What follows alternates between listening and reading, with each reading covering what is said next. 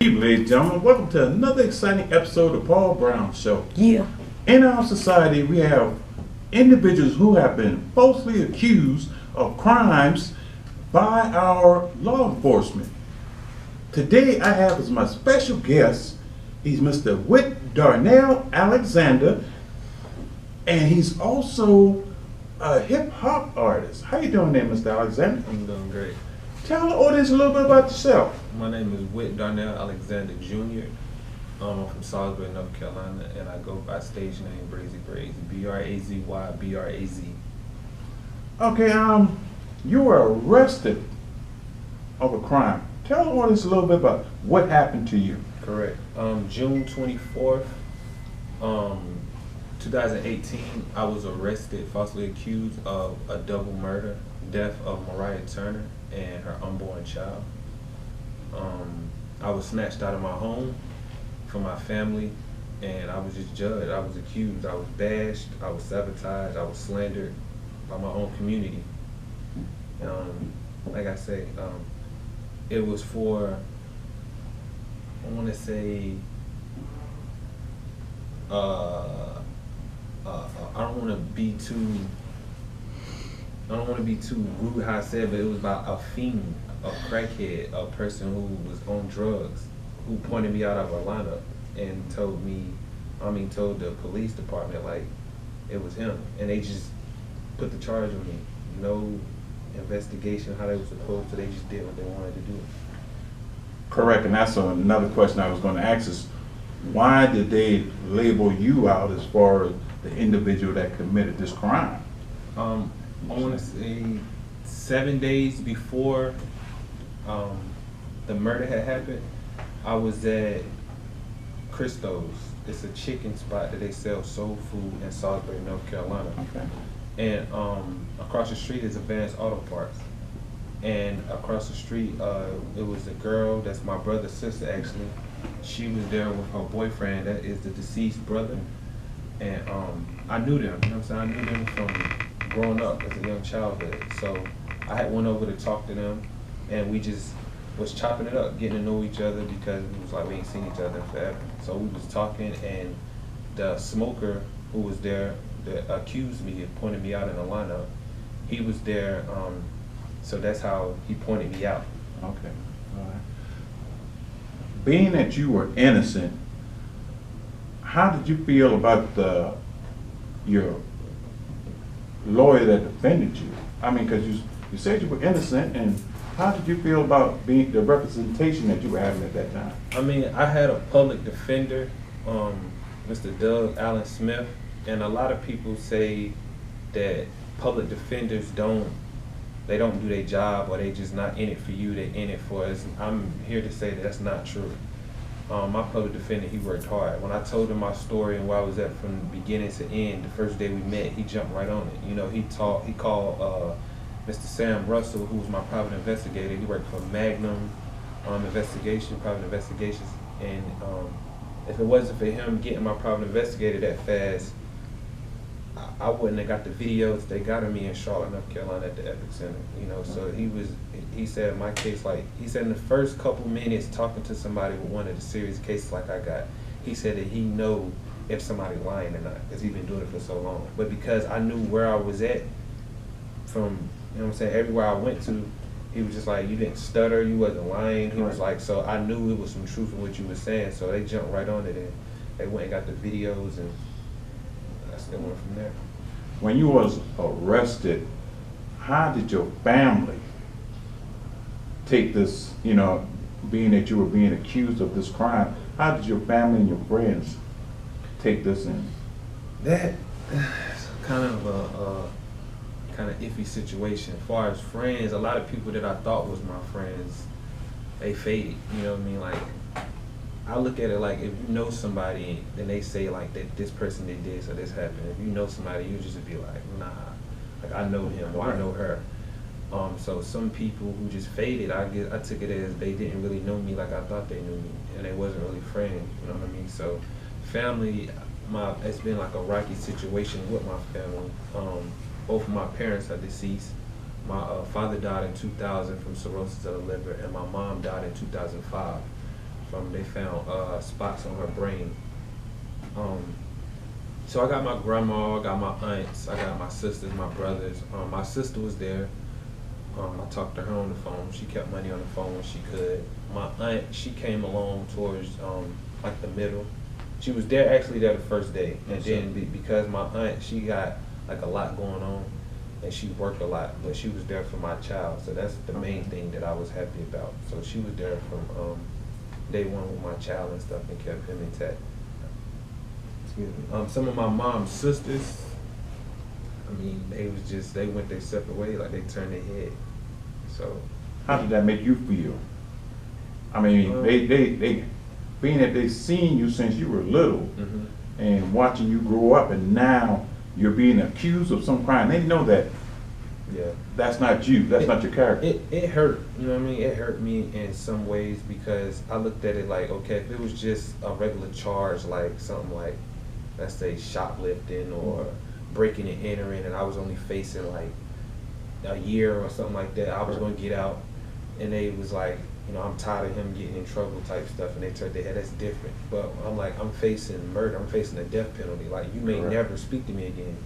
So when you turn your head on that situation, that let me know in my mind, I was like, okay, if they put me to sleep, say if I didn't have the video, and they was to give me the lethal injection and put me to sleep, you was content, you was fine with never ever talking to me again. The next time you would have heard about me, they would have been like, you know, they putting him to sleep today, you know what I'm saying? So it hurt to let me know like you don't care like for me like you say you do. You know what I mean? Like you was just fine with me dying out, you know. So Okay, how did you deal with being in prison or incarcerated with this charge? it was hard. I fought a lot. I dealt with a lot of depression. I had nightmares. I couldn't sleep. But I met with a lady named Miss Miles at the prison they sent me to at the high rise, and she kind of coped with me a lot. She was kind of like a counselor. So I met with her. She used to give me like word searches, breathing techniques, how to go to sleep, not to put too much on my stomach when I go to sleep. Because if you eat, I don't know if a lot of people know, if you eat before you go to sleep, it makes you dream. Okay. So to keep the nightmares away, I just stopped eating at a certain time before I went to sleep. I did a lot of breathing exercises. I read a lot of books to keep my mind off of like certain stuff. You know what I mean? But like I said, I did a lot of that. I walked, I exercised, I watched TV when I could. I read the paper, and I read the Bible a lot and prayed. So that kept my mind clear. Being that you were innocent, and being that you were spending all this time incarcerated, was there ever a time where as you were starting to believe that you actually did that? I mean, you know what I'm saying? Because you're being falsely accused, and it's like they're treating you like you did something. Right. There was never a time I actually had believed that I actually did it, because I know I didn't do it. You know what I'm saying? So I never had those thoughts. I did have thoughts where I was like, I may never see the day of light again, because I know how Rowan County is.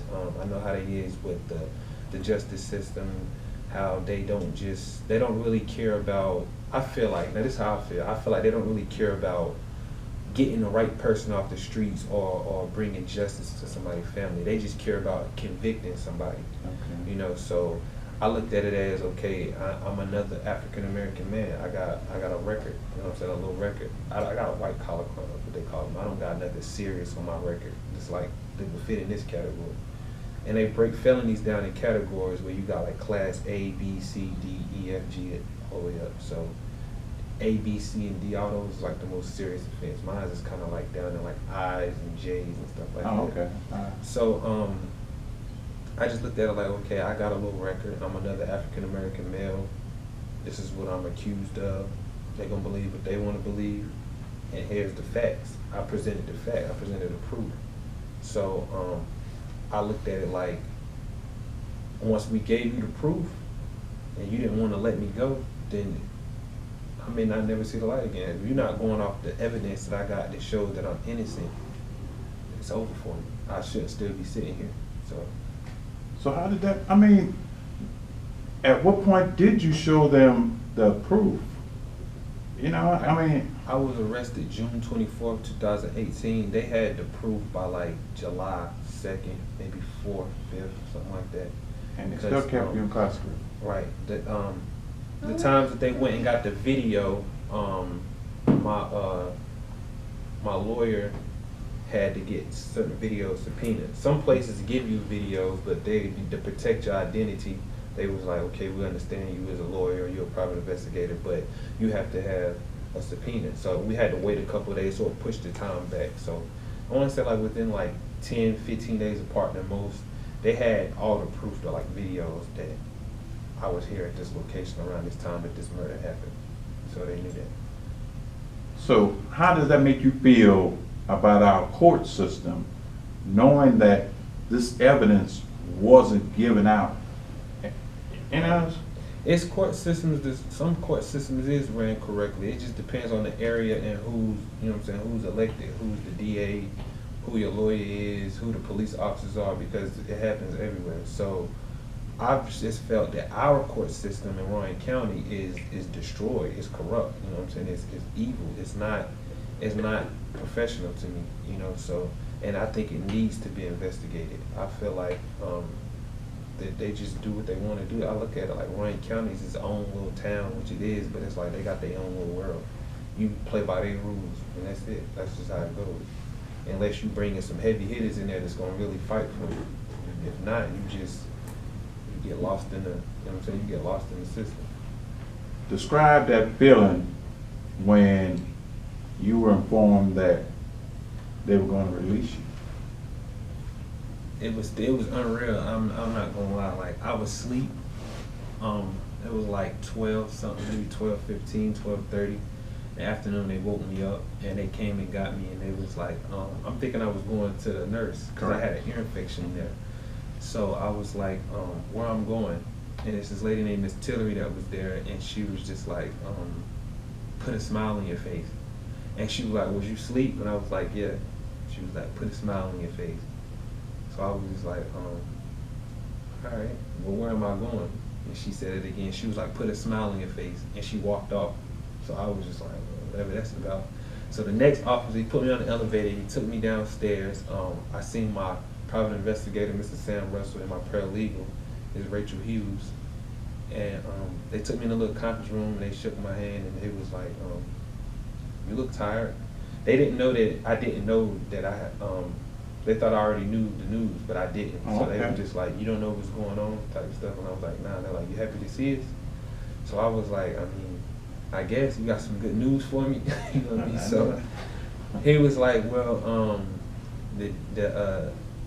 your lawyer just, Mr. Doug, my lawyer, was like, he just got the dismissal, and congratulations, you going home. Your case has just been dismissed.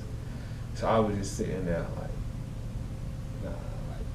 you can't be playing with me because this is serious. Like, this is a life or death situation. So I was like, for real? And it was like, yeah. And they shook my hand. Like, I thought I was gonna jump up and scream and shout, but it was still like an unreal moment for me. Like, I was like, I'm not dreaming. Like, somebody pinched me. You know, this is not a dream. But I was happy though. I smiled. I couldn't stop smiling. All I could think about was like, my son. Finally get to go home and hug my son. So. I know you talked about your son. Tell us a little bit about your son. His name and everything. I've been in and out my son life. His name is Jeremiah Anthony Alexander. He was born in 2015, October 20th. And I've been incarcerated, like in jail, so I was kind of like in and out of his life. So I never got to spend a birthday with my son. Like, every time it came around his birthday, I was locked up. So that's why it's like, it's a blessing to be home. His birthday now is what, Sunday? In a couple of days, so I get to spend a birthday with him. The day I came home, I was still in my prison slides, prison clothes, and I went straight to the daycare to get him out of daycare. And when he seen me, he just jumped up and just ran and jumped in my arms. So he recognized you. Right. That was the main thing. I was just glad he remembered who I was. You know, my child mom, she brung him up there when she could to visit me, and my aunt would bring him to visit me and stuff. And he'd be beating on the class, you know. So I was like, he still know who I am. So she'd be like, who's that? He'd be like, that's my daddy. So I'm just glad I didn't lose, you know what I'm saying, that relationship with him. But now we just a lot of bonding. I took him to State Fair. Correct. When I came home, took him to Chuck E. Cheese. He kept saying, I want to go to Chuck E. Cheese. I want to go to Chuck E. Cheese. So I took him to Chuck E. Cheese. So we just do a lot of bonding, like stuff that I didn't really get to do when I was out last time. Because he was young, now he getting older, he's about to be 4. Teach him like how to ride his bike, play basketball. You know, he know his ABCs and 1, 2, 3. So I taught him that. So why is it so important that men be in their kids' life? Because a lot of people don't understand. It's a lot of people who have children, they lay up, have babies with girls and disappear. And it's nobody that's a father figure that's to teach the child like right from wrong or about like depression or feelings and stuff like that. So you got a lot of kids who get bullied in school and stuff like that, and they commit suicide, you know, or they feel like don't nobody love them. They don't feel comfort. And you go around other people who got kids, and like in school, you might have family day or parent day where parents come get to eat with the kid and say, yeah, the father not in the child's life, so the child just looking like everybody else family here. You know what I'm saying? So it makes them feel some type of way. So I feel like you need that love, and only a father and a mother can give that type of love. I mean, some kids get attached to grandmas and aunties and stuff like that, but it's nothing like mom and dad. Correct. So. Okay, there's a Mr. John Barnett. Describe what he's doing in your situation. Mr. John Barnett is a political activist. He was actually found by my aunt. She found him for me. My aunt Cynthia Bryant. She said he popped up on TV one day and she gave him a call. And he's about the African American culture. Like a lot of people that's done wrong by the justice system. And he's one of those heavy hitters that I talk about going to find justice for us, you know what I'm saying, and for the other people that's out, whether it's car accidents, whether it's stuff like this, like wrongfully accused, because the system, a lot of it, they just lock you up, you know what I'm saying, or just throw you away, try to get rid of you.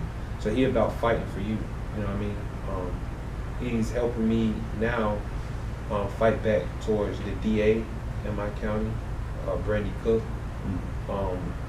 the sheriff department, Orange County Sheriff Department, because they need to be investigated.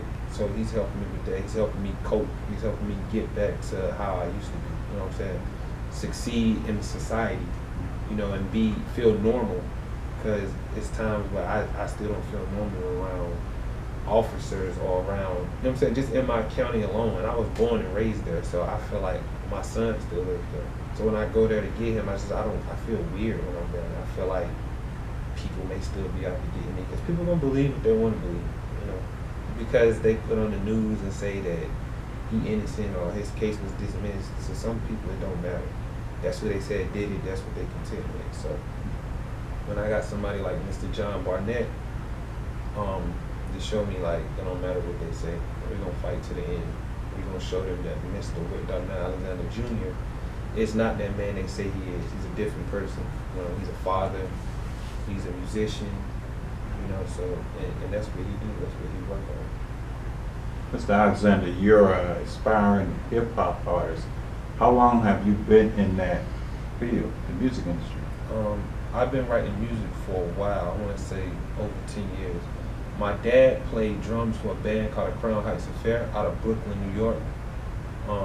So I used to go to his shows and stuff when I was young, so I was always around music. But I was born in the 90s, in 92 to be exact. So it's the hip hop era, and I started off writing poetry when I was in Baltimore, Maryland. So I just turned my poetry to like rhymes. So I started off with cassette tapes, recording over cassette tapes, and I went from there. You know, I started putting out little mixtapes, going to little open mics, just getting heard, trying to see if people like my style, trying something new, or if they like the message that I was giving out. Sometimes I got positive feedback, sometimes it was kind of like, but as over the years, like I perfected my craft and it just got better and better. So I grew a fan base, I started websites, I had an app. So like I said, I rap about, like a lot of my stuff, like I call it raw, and it's real, it's what certain people can relate to. It coming from where I came from, like a struggle, you know what I mean? Like I've been homeless before, I can relate to a lot of people. Like I done been homeless, I've been fired from jobs, kicked out of school, I done been turned against them, like from family and friends. I've been incarcerated, so I can relate to a lot of people. So I just rap about what I feel, you know what I'm saying? What advice would you give young artists who's trying to get into that industry? Stay consistent. It's all about consistency. When you want to do music, you need to have consistent tracks. Whether you think it's good or not, just stay putting out something. Make them tired of your name. Like, let me see what he got now. I keep hearing song. Because I feel like if you don't like this one, I got playlists and stuff. How about this one? How about this one? How about this one? So I just say consistency. Stay consistent and never let nobody shoot down your dreams. You know, dream big. A lot of artists feel like this is an easy thing to do. Is it really that easy? Because you see a lot of people trying to get into that. It's I say it got a little easier now for certain people, because with the social media now, and it's so easy to pop on social media, going viral and stuff like that. It's a little better, but it's not easy. It's not how people think it is, because a lot of people sound the same, so it's not. When you're performing in front of that big crowd, describe that feeling that you get. I feel like they're here for me. You know, they want to hear what I got to say. So that's just the feeling I always get. I usually just go blank, and it's like I'm having a one-on-one conversation with everybody just watching me. So who would you compare your style to? I know we have some people in the past. Who would you? It's kind of hard to compare, but if I had to, like, how I deliver my message, I like to try to deliver my message in a Tupac kind of way, but I kind of give it a down south, like raw type form. You know what I mean? Like, so I guess pop. That's a big name right there, Tupac. Because when he speaks, he used to make you feel it. Like, you know what he's talking about. He make you listen, like tune in. You mean the TV like this. And him, Tupac, he told us like stories, you know, about life, everyday life, things that goes on in life, and you know, and a lot of people can relate to that. That's what I like, stories that somebody can relate to. That's what I like to write about. Tell us about your album or your song, Innocent. I got a CD coming out next month. I don't really actually have an actual day yet, but if you follow my blogs, I got some days that I'm thinking about dropping it on. I'm dropping a mixtape called Innocent, and it's basically about like my life, my case, from what I went through from June 24th to September 11th. And that's June 24th, 2018 to September 11th, 2019, the day I was released. I was incarcerated 444 days to be exact. So I got a song that I'm writing called 444 that I think a lot of people like. How does that make you feel, you know, with that fan base that you have?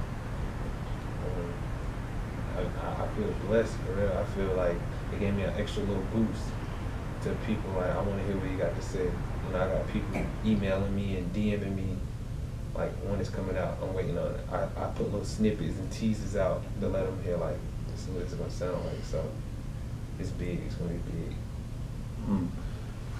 Describe that feeling when you be going to larger cities.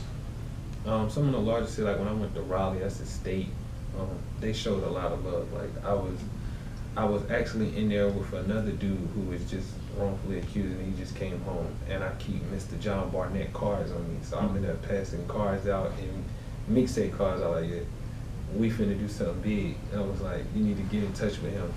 And so it was just like, he was like, yo, you just came home too? And I told him he was wrongfully accused, but he sat in there for probably like 40 days, 60 days. When I told him my story, he was like, nah, yours big. I'm like, ain't no story no bigger than the other. Like, we was wrongfully accused, we in the same boat. So they showed a lot of love, and I don't think it was just behind that, but just because like people coming home, like the law not getting away with a lot of stuff they got away with.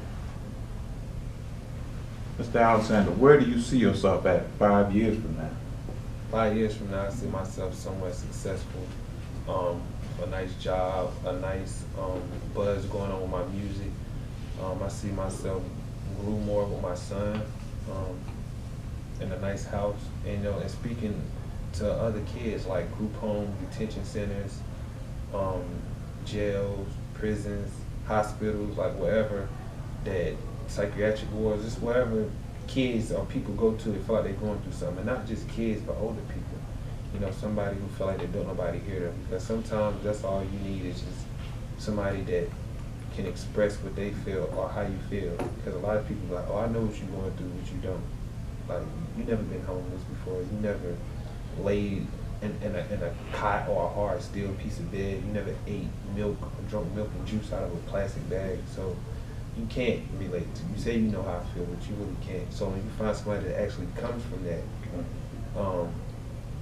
it's like it helps them more. Like, you just took a lot of stress off me. Like, you showed me how I can deal with this and gave me steps on how I can make myself, a better person in life.